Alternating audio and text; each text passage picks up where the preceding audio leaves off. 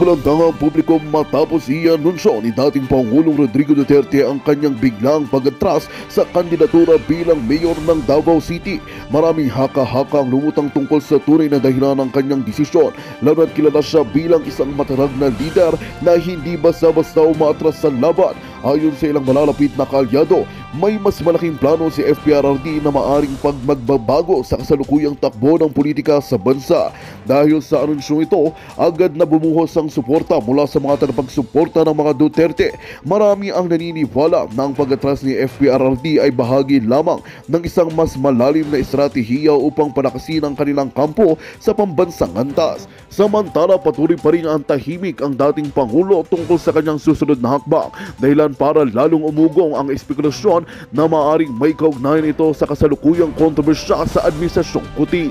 Habang hinihintay ng publiko ang formal na pahayag ni FPRRD, mas lalong lumalakas ang panawagan para sa kanyang pagbabalik sa mas mataas na posisyon sa gobyerno. Anong nga ba ang tunay na dahilan ng kanyang pag-atras? May kinalaman ba ito sa politika sa national level? Abangan ang susunod na kabanata sa nag-iinit na eksena sa politika ng Pilipinas. At yan nga ang balitang ating pakakatutukan. Ngunit bago ang lahat, siguraduhin mag-subscribe at i-hit ang notification bell para sa patuloy na pagtutok sa mga sulyap ng bagong balita sa tunay na boses ng basa.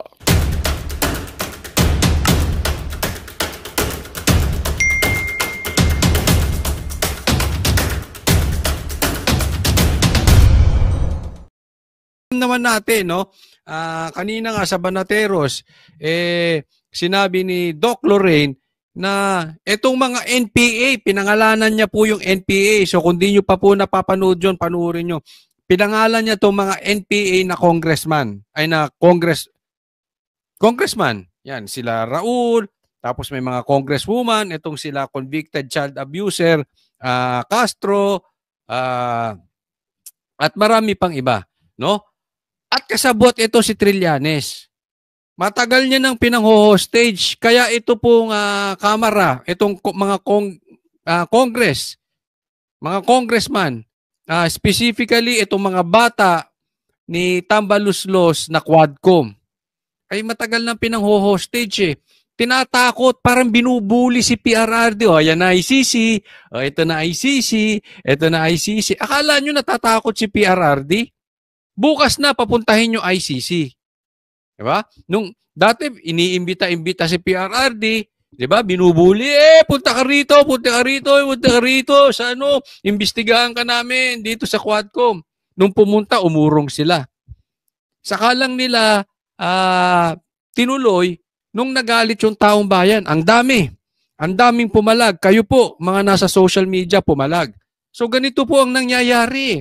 Ginagawa nilang pangpain ito.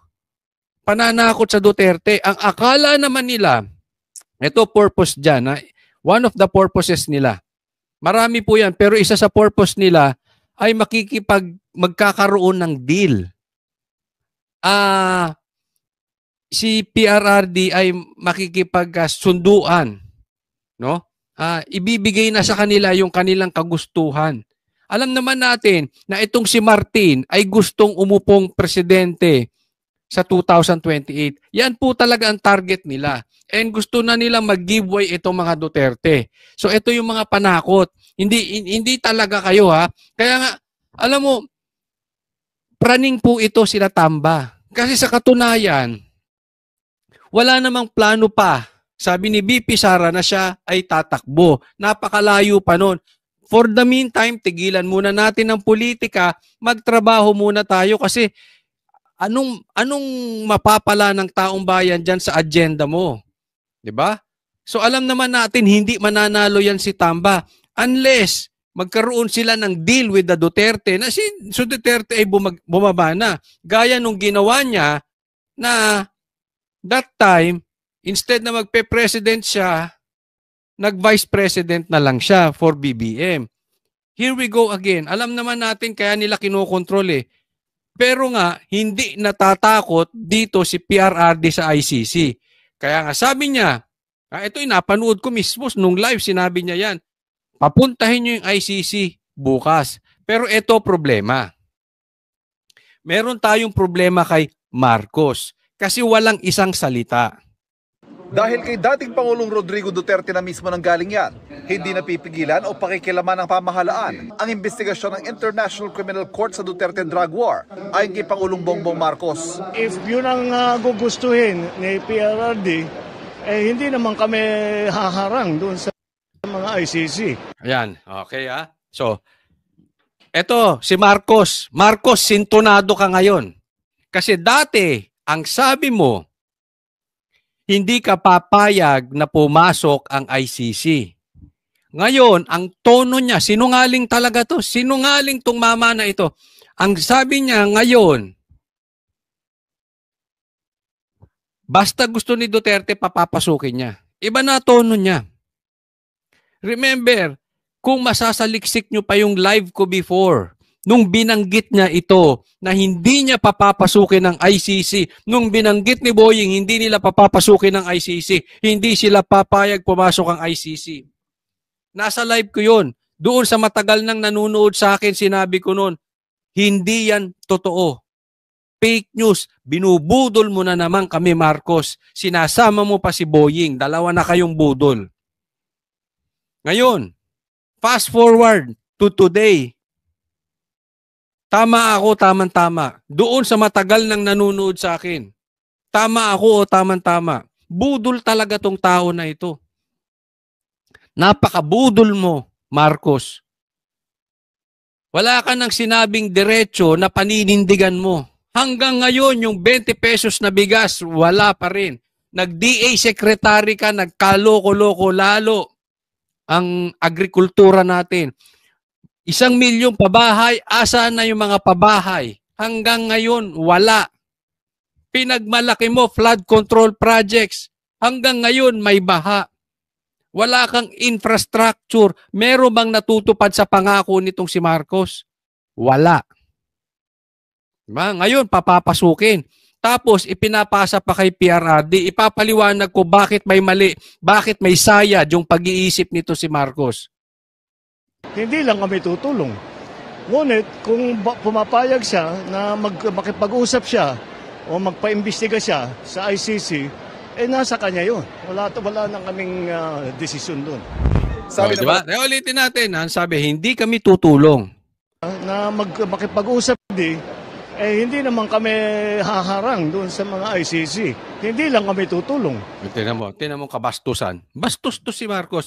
Sabi niya, pag pumasok ang ICC, hindi namin sila haharangan. Kasi yun ang gusto ni Duterte, ni PRRD. Pero hindi rin kami tutulong sa ICC. Mali ka ron, Marcos. Presidente ka eh. Kasi PRRD, pumayag or hindi pumayag, hindi mo dapat papapasukin ng ICC because that in itself is illegal. Walang jurisdiction ng ICC dito sa Pilipinas. We are a sovereign country. Mali yun. Pinapasok mo ICC. Halimbawa, pumayag si PRRD. Si Bato hindi. Si BP Sara hindi. Si PRRD lang ang pumasok. Ang pumayag, di nakapasok na ang ICC. Tapos paiimbestigahan mo si Sara din, si PRRD rin, si Bato rin, si Bongo rin. That is unfair. Bakit? Kasi pinayagan mo yung illegal eh. Bibigyan ko po kayo ng halimbawa.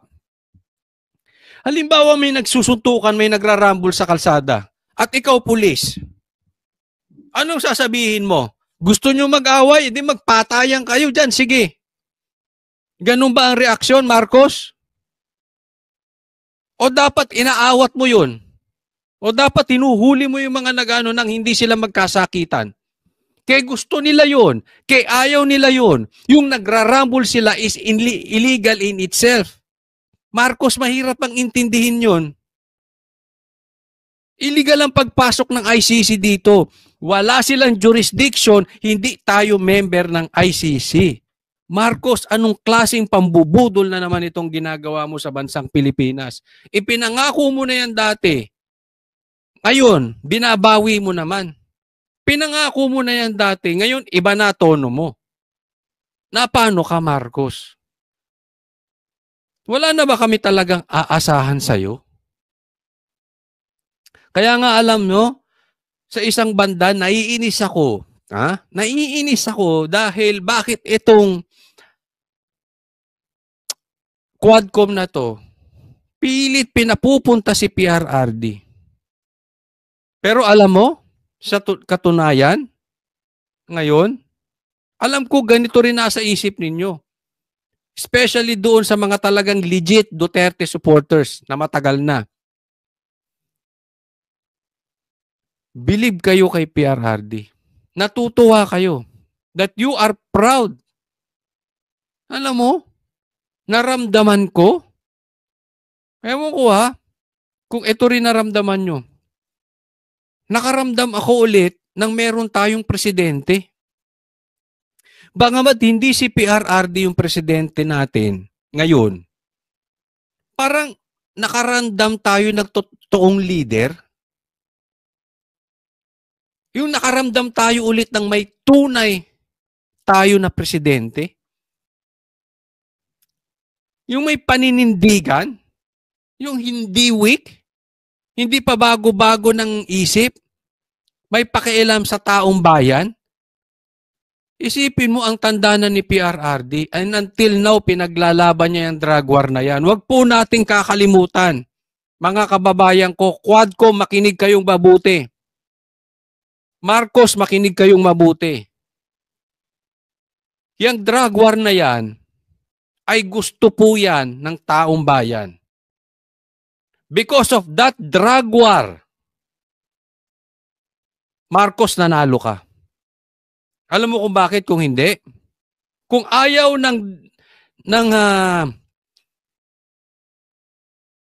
ng Pilipino sa drug war, hindi nila iboboto si Sara. At kaya ka lang nanalo, Marcos, it's because of Sara. Hindi ka nga nanalo kay Lenny. Di ba? Talo ka nga kay Lenny. Kung ayaw ng taong bayan ang drug war, lubog si Sara. Di ba? At kung lubog si Sara, mas lubog ka. Lalamunin ka ni Lenny. Dapat nagpapasalamat ka sa drug war. Bakit? Dahil sa drug war, marami kang nabudol. Hindi kami. Hindi namin sinuportahan to. Alam namin ito eh. Nakinig kami kay PRRD. Pero marami tong nabudol. Bakit? Kasi gusto ng Pilipino yung drug war ni PRRD. Kaya nga nila binoto si BP Sara eh. Naintindihan nyo? Yung pagkaboto ni BP Sara na record 32 million, record na boto ever in the Philippines. Ibig sabihin, gustong-gusto ng Pilipino yung drug war. Kaya nadamay ka, Marcos. Kasi maraming bumolto kay BP Sara because of that drug war. Huwag na tayo mag-anuhan dito, magbulahan. Dapat nagpapasalamat ka dun sa drug war na yun. Anong klase ka ba naman? Ikaw ba talaga, Marcos, ay walang utang na loob? Traidor? Anong ginawa mo? Pinalibing yung tatay mo and yet ganyan ang ginagawa mo? Let's assume wala siyang kamay dito sa ICC at sa Quadcom, okay? For discussion purposes, pero mukhang imposible. Pero for discussion purposes, wala siyang kamay. Pero still, Marcos, presidente ka eh. Be strong. May magagawa ka kahit wala kang kamay. Pag alam mong mali, mali. Ba't hindi mo pagsabihan niyang pinsan mo? Sabi ko sa'yo, sisirain ka niyang pinsan mo eh. Ang tigas ng ulo mo eh. Huwag mong kakalimutan yun. Dapat nagpapasalamat ka sa drug war.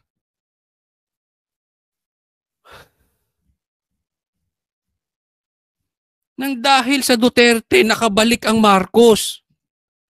Halimbawa, patay ang Duterte, hindi nabuhay ang Duterte. Until now, yung tatay mo hindi nakalibing sa libingan ng mga bayani. Until now, lubog ka kay Lenny. Lubog ka sa Dilaw. And that's the truth. Tanggapin mo yun. Buti nga may Duterte eh. Nakabalik ka. Pero this time, hindi mo na mabubudol ang taong bayan. Pero wag ka naman sanang traidor. Tinulungan ka ni Pastor, anong ginawa mo? Hinayaan mo siyang lamunin itong mga buhaya. Tinulungan ka ng SMNI. Anong ginawa mo sa SMNI? Kinakansilan nyo ang prangkisa. Anong klase kayo? Di ba? Tapos ngayon, gusto mong papasukin yung ICC. Itong masakit kay Marcos eh. Gusto niyang, yung papapasukin niya, hayaan niya pumasok ang ICC, pero hugas kamay siya. Mas ayaw ko yun. Ako, mas gusto ko sabihin ni Marcos, magpakalalaki ka. Papapasukin ko yung ICC kasi nagkakaproblema tayo dito sa mga Duterte dahil sa hustisya sa bansa. Or, hindi ko papapasukin yung ICC kasi wala silang jurisdiction. It's either you are hot or cold. Marcos, yung ginagawa mo maligamgam. Yung ginagawa mo, Marcos, hugas kamay. Nakagitna ka eh.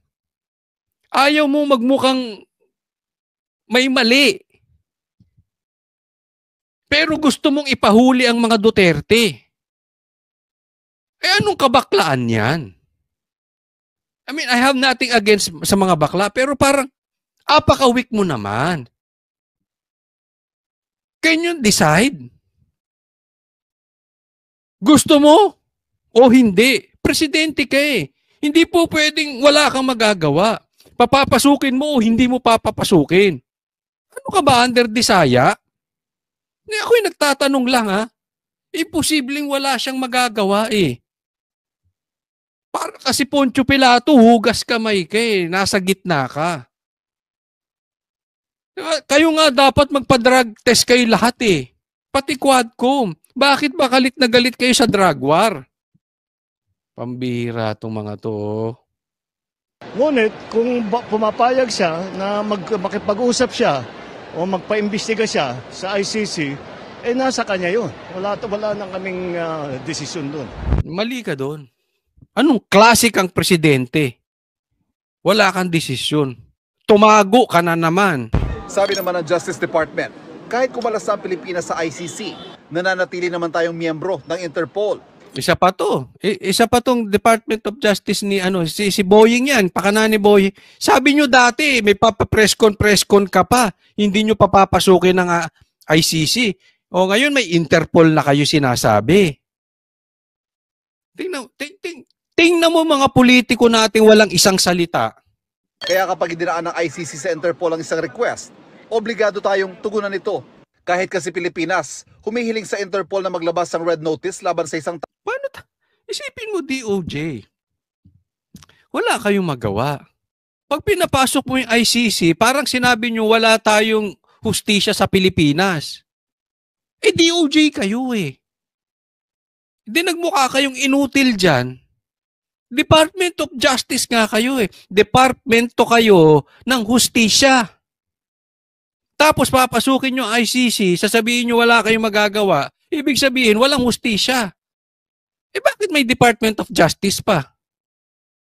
Ang gulo naman kausap na itong mga DOJ talaga oh.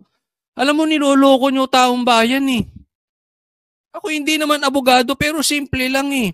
Mahirap bang intindihin yung Department of Justice? Simple, may hustisya tayo. Kaya nga kayo nandiyan dyan. Otherwise, wala kayo dyan. Ito si Marcos talaga. Oh, nakaw. tao, tulad sa kaso ni Negros Oriental Congressman Arnulfo Teves. Pero sabi ng Pangulo, ibang usapan pa rin ang mismong hakbang naman ng ICC. We have obligations to Interpol and we have to live up to those obligations. Ayan. May obligation ka, sabi niya, may obligation siya sa Interpol. At they have to live up to their obligation. Marcos, excuse me. Let me remind you, ang una mong obligasyon sa Pilipino. Sa Pilipino. Si PRRD Pilipino. BP Sara Pilipina, Bongo Pilipino, Bato Pilipino. Ang una mong obligasyon, hindi lang sa 4 na yon, kung hindi sa lahat, sa bawat isa namin, kaming mga Pilipino, na protektahan ang soberanya ng bansang Pilipinas.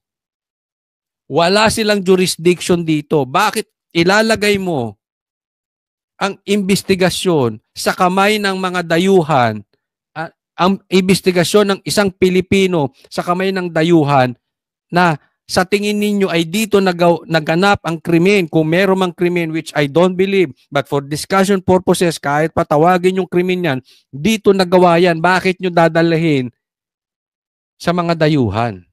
Ang obligasyon mo sa Pilipino, sa bawat isa sa amin, na protektahan mo ang soberanya ng bansang Pilipinas. Don't ever forget that. Not to Interpol, but to Filipinos, Marcos. Yan ang obligasyon mo. Yan ang responsibilidad mo. At kaya naman, pwede kang matanggal. Pwede kang ma-impeach. Sa katunayan, ito hindi confirm ba? Pero may mga nadidinig-dinig na ako na pag pinapasok ni Marcos ang ICC, whether active siya ron or inactive siya, alam niya or hindi niya alam, it is a ground for impeachment. At meron na akong naririnig na pinaghahandaan ng impeachment ni Marcos. Hindi ko alam kung ito'y totoo. Ito ay sabi-sabi lang. Okay? Ito ay mga natatanggap ko lang mensahe. But whether it's true or not, kahit pa hindi totoo yun, na pinaghahandaan na ang impeachment ni Marcos. Meron or wala akong pakialam. Pero, ako, request ko, dapat paghandaan na ng Duterte ang impeachment ni Marcos. Dahil, impeachable offense po yan, sinabi ni Attorney Sal Panelo, na pag hinayaan niyang pumasok ang ICC. So, wag na nating intindihin kung totoo yung nadidinig ko. Sa atin lang, i-request natin ng mga Duterte na ipa-impeach si Marcos by the time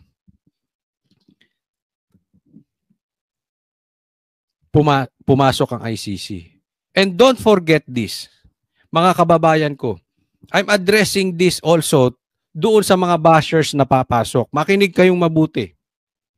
Sa mga pula sa dilaw. Alam nyo kung gaano kalakas ang Duterte. Ang support nila, wag na nating pag-usapan ang support nila sa AFP. Ang pag-usapan na lating taong bayan. Tingnan mo. Tingnan yung mabuti and tell me that I am lying. Nung inimbestigahan si Duterte ng Quadcom, lahat ng channels pumutok. Mainstream media, vloggers, lahat ang daming nanood. Kay Pulahan, kay Dilawan, kay bias media, bias mainstream media, lahat po ang daming nanood. Millions. Why?